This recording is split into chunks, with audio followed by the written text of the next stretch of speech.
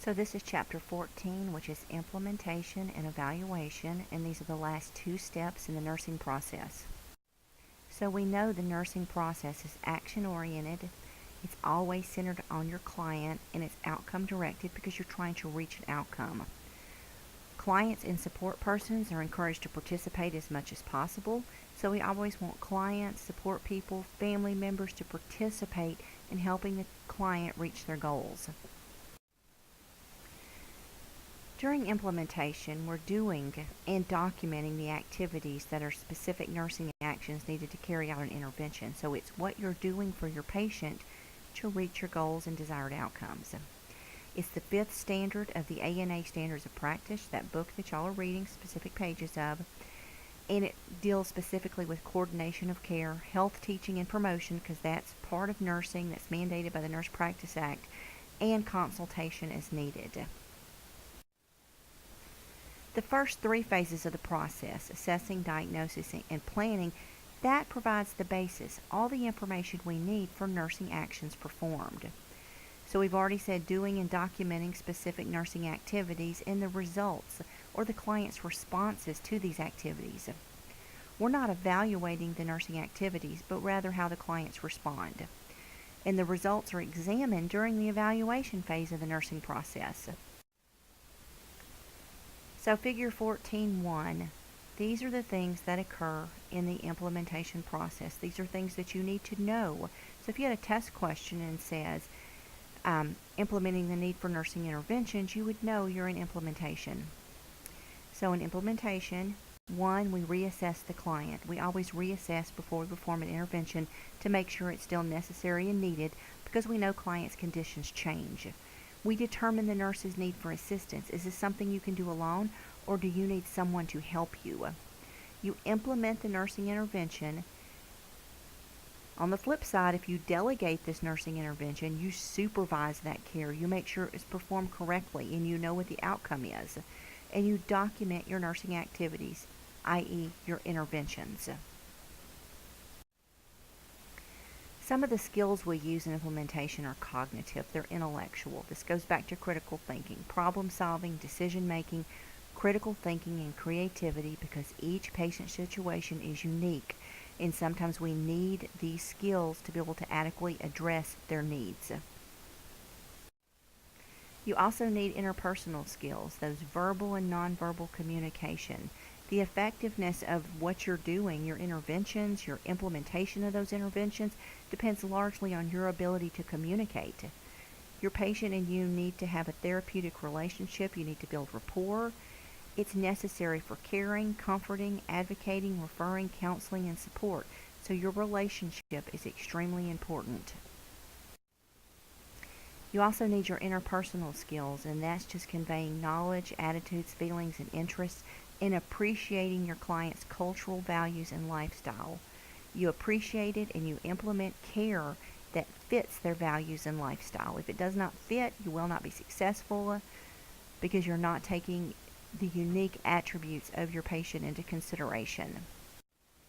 We also have the technical skills, purposeful, hands-on skills. These are the things you're learning in basic skills and health assessment, also called tasks or psychomotor skills, physical actions that are controlled by the mind, not by the reflexes, and that requires knowledge and often requires manual dexterity, the use of those hands.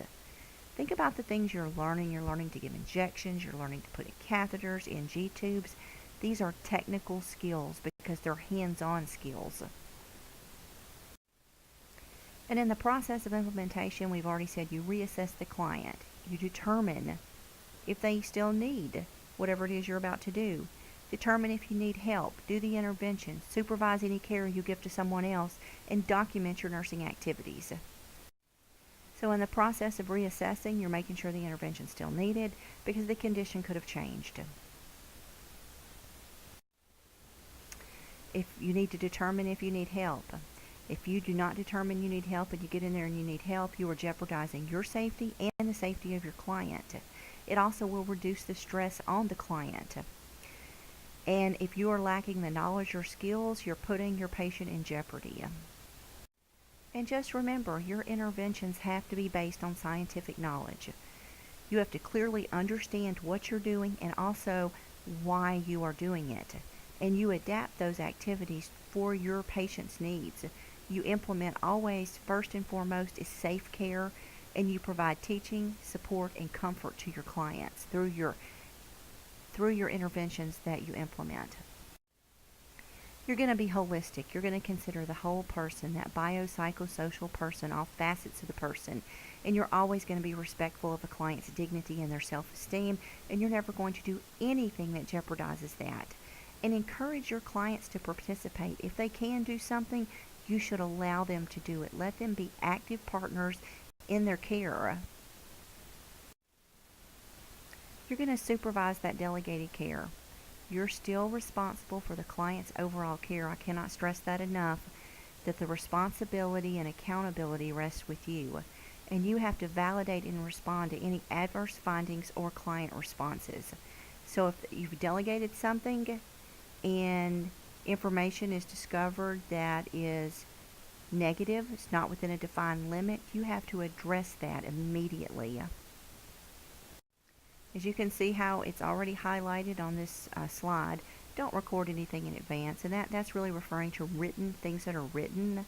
Computers and electronic documentation, it's not going to let you record it in advance, so that's not going to be an issue. But if you record something on paper, we never record something before we physically do it.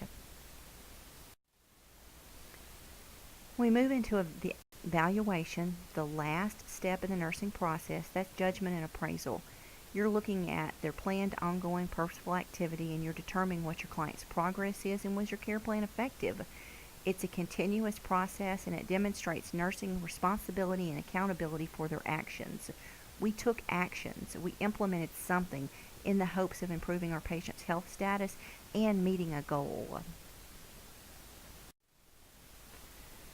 So in evaluation, these are the things that occur. You need to know what occurs in each phase of the nursing process. 1, we collect data related to desired outcomes. We compare the data with our desired outcome. When we relate the nursing activities to the desired outcome, did we actually do something that led to this outcome? And we draw conclusions about the problem status.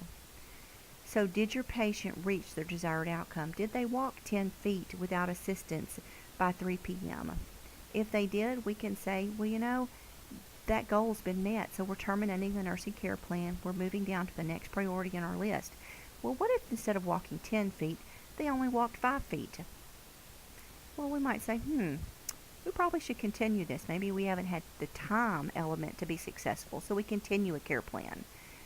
And then, what if suddenly they had an order for strict bed rest, they couldn't walk at all? We're going to modify the care plan. We're going to change it. So we either continue, we modify, or we terminate the nursing care plan. The relationship of evaluation to the other nursing processes phases depends on the effectiveness of the preceding steps. If your assessment is wrong, your diagnosis is wrong, you're not going to choose the right interventions, you're not going to implement the right interventions, and what you're evaluating makes no sense because that's not where the problem lies. So your desired outcome, remember our goal, desired outcome, what the patient will do, it has to be stated concretely in behavioral terms to be useful for evaluation. Basically, the client will do something with any conditions or modifiers within a given time frame. Without implementation, interventions, there will be nothing to evaluate. So evaluation and assessing overlap.